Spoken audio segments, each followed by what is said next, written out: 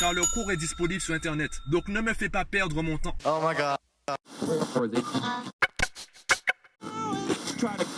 Viens, je t'explique.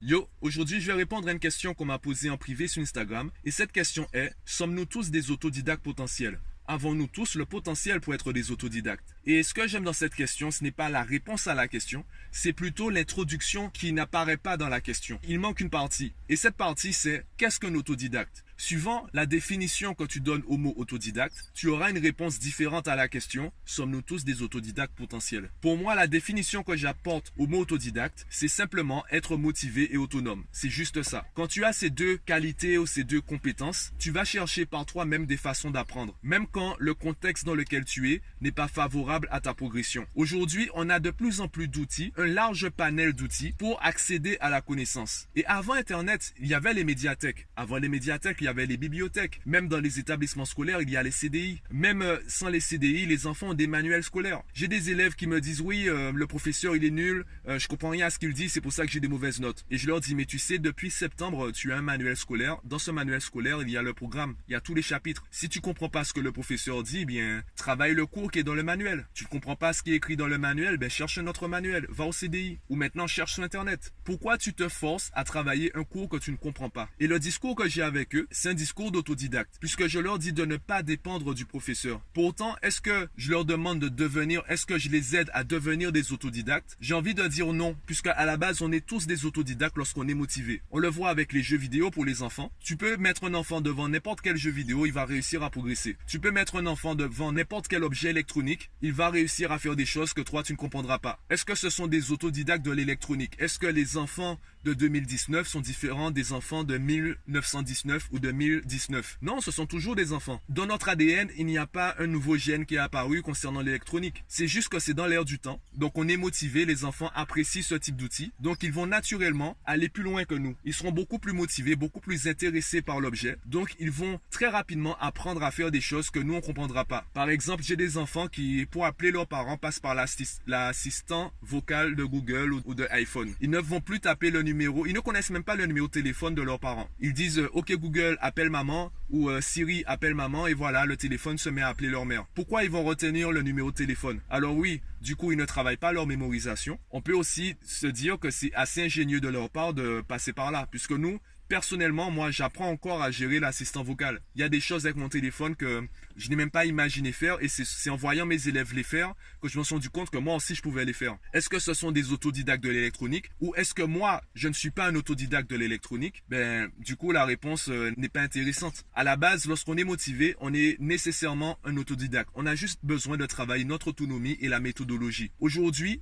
heureusement pour nous, il y a un large panel, je le répète, il y a un large panel d'outils différents pour accéder à la connaissance, pour augmenter, améliorer nos compétences. La question n'est pas sommes-nous tous des autodidactes potentiels? La question est plutôt voulons-nous être des autodidactes? Avons-nous besoin d'être des autodidactes? Je te prends mon exemple à travers le sport. Avant, je m'infligeais des entraînements pour atteindre des objectifs qui ne me motivaient pas. J'étais persuadé de vouloir être un bodybuilder. Le problème, c'est que cet objectif-là ne me faisait pas vibrer. Je n'avais pas vraiment envie d'avoir des abdos saillants, d'avoir le corps d'Arnold Schwarzenegger ou de Ronnie Coleman ou autre. J'avais pas vraiment envie de leur ressembler. À la base, je me sens bien dans mon corps. Rester comme je suis me suffit. Et le jour où je me suis mis face à ma réalité, le jour où j'ai fait cette introspection, je me suis rendu compte que je n'avais pas besoin de faire plus que ça. Eh bien, j'ai revu mes entraînements et aujourd'hui, je fais du sport parce que j'aime le sport. J'aime le sport et je n'ai pas d'objectif particulier. J'aime le sport et je fais du sport juste pour m'entretenir. De la même façon, je prends l'exemple du jeu Fortnite qui est très populaire chez les enfants. Il y a des enfants qui veulent vraiment progresser dans le jeu et qui veulent peut-être même devenir des joueurs professionnels de Fortnite. Et il y a des enfants qui jouent juste pour jouer. Ils ne sont pas vraiment attachés au résultat. Le simple fait de jouer, même s'ils perdent, ils sont contents. Et c'est là où on parle d'esprit de compétition. Personnellement, je n'ai pas l'esprit de compétition. Être le meilleur ne me fait pas vibrer. Être le meilleur ne me motive pas. Par contre, être meilleur, ça m'intéresse. Si moi,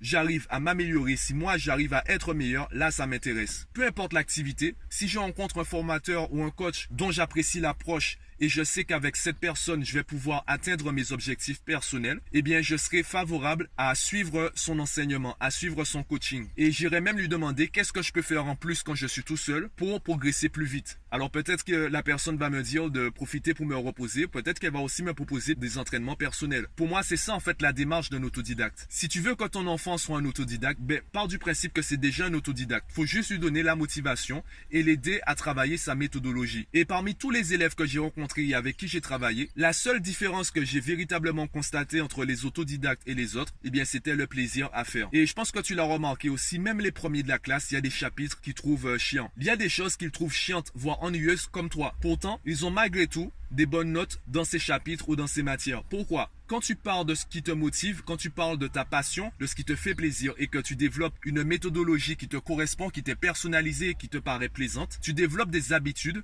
donc des habitudes de travail, qui te permettent d'être bon même lorsque tu n'aimes pas ce que tu fais. Tu n'as pas besoin d'être le meilleur dans tout. Donc, il y a des chapitres où ils auront par exemple un 15 au lieu d'avoir un 18 comme ils ont l'habitude d'avoir. C'est pas grave, ils diront c'est juste que voilà, bon, ce chapitre-là, je n'aime pas. Ou cette matière-là, je n'apprécie pas du tout. C'est un peu comme ceux qui ont des bonnes notes partout, sauf en sport. C'est juste peut-être que le sport, ils n'apprécient pas plus que ça. Ils n'ont pas envie de s'investir dans cela. Est-ce que pour autant, ils sont fondamentalement nuls en sport? Non. Ils pourraient progresser en sport, c'est juste que ça ne les intéresse pas. Donc, au lieu de réfléchir à est-ce que tu es ou non un autodidacte? Demande-toi plutôt est-ce que tu aimes ce que tu apprends? Est-ce que tu aimes ce que tu fais? Par exemple, dans les études universitaires, il y a deux domaines que je n'aime pas, c'est la médecine et le droit. Il y a tellement d'informations, de connaissances, de définitions, de concepts à maîtriser en très peu de temps que tu n'as pas le temps de réfléchir au raisonnement, à la logique qu'il y a derrière. Et moi, je suis davantage intéressé par le raisonnement que par le fait d'apprendre par cœur. Mes tables de multiplication, je les ai apprises, j'étais au lycée. Et je les ai pas apprises en fait. C'est à force de faire des multiplications, à force de développer le calcul mental, petit à petit, retenu certains résultats particuliers. Et les résultats particuliers, c'était donc les tables de multiplication. Au primaire, quand tout le monde trouvait la réponse en 1 seconde, moi je prenais 2 secondes.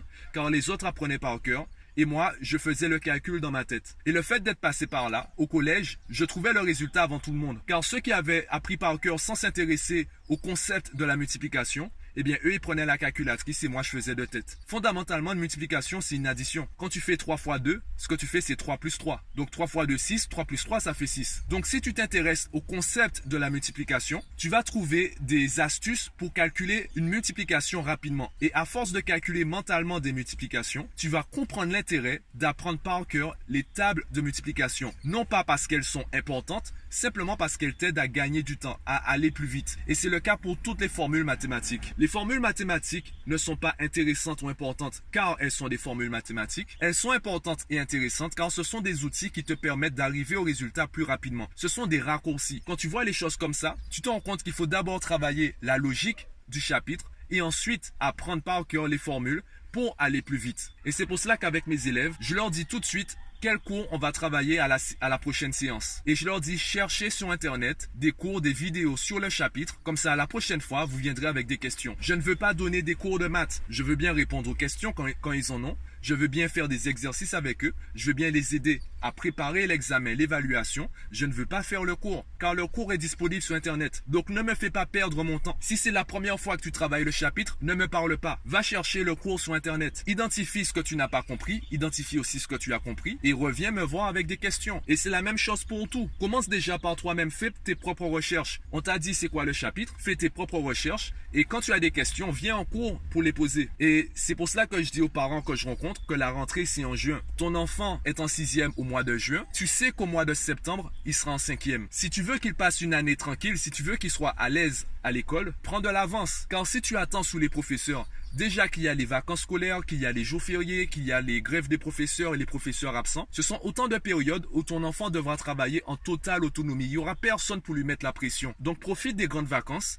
pour travailler son autonomie, travailler sa méthodologie et apprendre de l'avance. Comme ça, lorsqu'il arrive en septembre, le professeur n'a pas besoin de faire de révision sur le programme de 6e. Il peut directement attaquer le programme de 5e. Et à chaque fois que le professeur parle, eh bien c'est la deuxième fois que ton enfant entend parler de cela. Tu n'es pas obligé de travailler 5 heures tous les jours.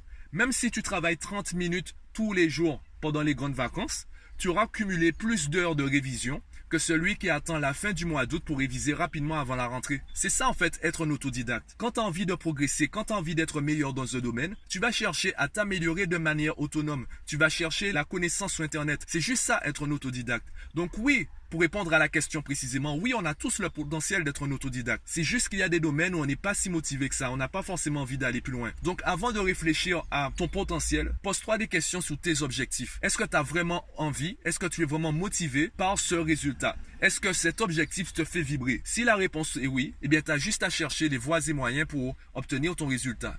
Et là, du coup, tu pourras te qualifier d'autodidacte. Donc voilà, donne-moi ton avis en commentaire du podcast. Partage le podcast à tous ceux que tu estimes qui seront intéressés par ce podcast. Abonne-toi à la chaîne et moi, je te dis à bientôt.